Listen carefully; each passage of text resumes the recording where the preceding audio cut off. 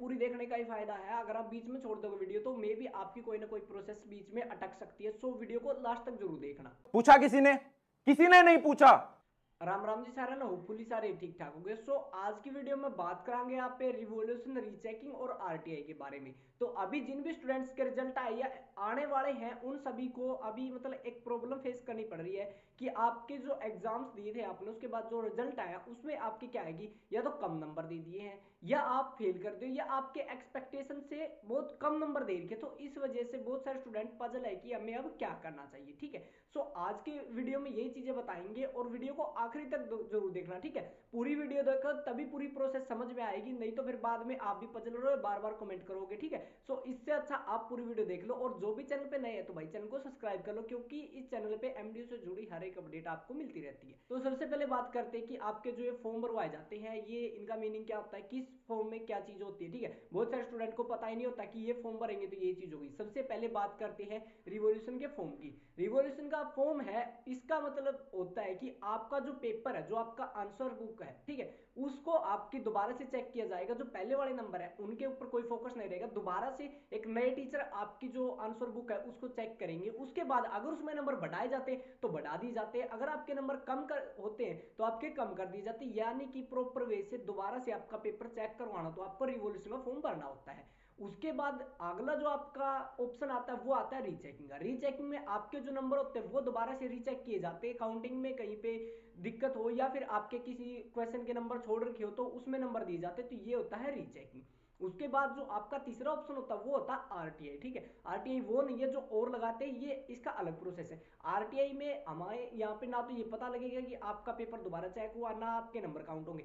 इसका मतलब होता है कि आपका जो पेपर है, जो आपकी आंसर शीट है, उसको आपके पास फोटोकॉपी करके भेज दिया जाता है। ठीक है, उसमें आपको ये पता लग जाएगा कि आपने पेपर इस टाइप से किया था, आपके कहाँ कहाँ क्वेश्चन गलत कर रखे, कहाँ पे आपके कितने नंबर दे रखे और आपका जोड़ है वो सही है या नहीं है। ठीक है, तो ये सारी चीजें आरटीआई के अंदर आती है। आरटीआई में अगर आपका कोई क्वेश्चन छोड़ रखा है, ठीक है, आपको आपकी आंसर बुक मिलेगी, उसमें अगर आपका कोई क्वेश्चन ऐसा जिसमें नंबर नहीं दे रखे या किसी में सही होने के बावजूद भी आपके नंबर काट रखे, तो आप उसके लिए क्लेम कर सकते हो दोबारा से यूनिवर्सिटी में जाके। ठीक है, सो इससे पहले हम बात करते कि आपके जो फॉर्म है वो आपके कब भरे जाते हैं, कब स्टार्ट होते हैं और कितने टाइम तक आपके ये फॉर्म भरे जाते हैं। सो मैं आपको बता दूं कि जैसे ही आपका रिजल्ट आता है, जिस दिन आपका रिजल्ट आता है उससे अगले 20 दिन तक, ठीक है, अगले 20 दिन तक आपकी कोई डेट फिक्स नहीं होती कि उस तारीख से, अगले 20 दिन तक आप आपका जो रिवॉल्यूशन, आरटीआई या फिर रीचेकिंग आप फॉर्म भर सकते हो। जैसे कि आपका रिजल्ट अगर 10 मार्च को आता है तो आप 30 मार्च तक आपके फॉर्म भर सकते हो। उसके बाद अगर आपका 15 को आता है तो आप अगर 4 अप्रैल तक आपके फॉर्म भर सकते हो। ठीक है, सो आप अपने हिसाब से लगा लेना जिस तारीख को आपका रिजल्ट डिक्लेयर होता है एमडीयू की वेबसाइट के ऊपर। ठीक है, रिजल्ट गैजेट में नहीं, एमडीयू की वेबसाइट पे जिस तारीख को रिजल्ट डिक्लेयर होगा उससे अगले 20 दिन तक आप यूनिवर्सिटी में जाके आपका जो फॉर्म है वो भर सकते हो। अब इनकी फीस की बात कर लेते हैं। तो फीस आपकी जो रिवॉल्यूशन की फीस है वो आपको 400 रुपए का फॉर्म मिलेगा, उसके साथ आपको 100 रुपए की एक अलग से स्लिप कटवानी पड़ेगी। ठीक है, वो आपको डिस्टेंस बिल्डिंग के सामने जो फीस काउंटर वहां पे कटेगी।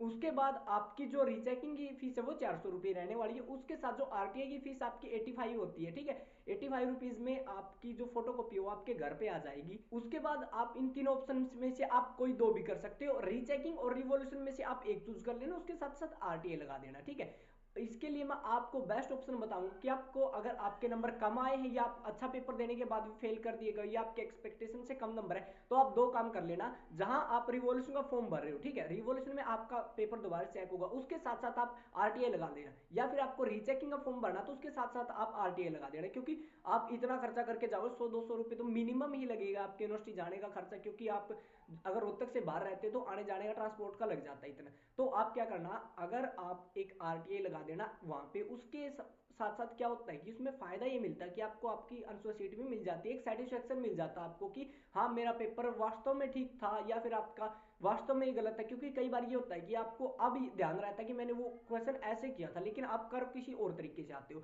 सो आपको सारी चीजें दोबारा से क्लियर हो जाएंगी, तो इस वजह से आप आरटीआई लगा लेना, मैं आपको सजेस्ट करता हूं, मेरा कोई कमीशन ना इसमें। ठीक है, तो उसके बाद अब बात करते हैं इसकी प्रोसेस की कि आपको कैसे क्या करना है। क्योंकि बहुत सारे स्टूडेंट अब नीचे कमेंट्स में पूछेंगे या फिर मैसेज भी करते कि हमें आरटीआई रिवॉल्यूशन का फॉर्म कैसे भरना है यूनिवर्सिटी में जाने के बाद। सो अब इसके बारे में पूरी प्रोसेस बताऊंगा।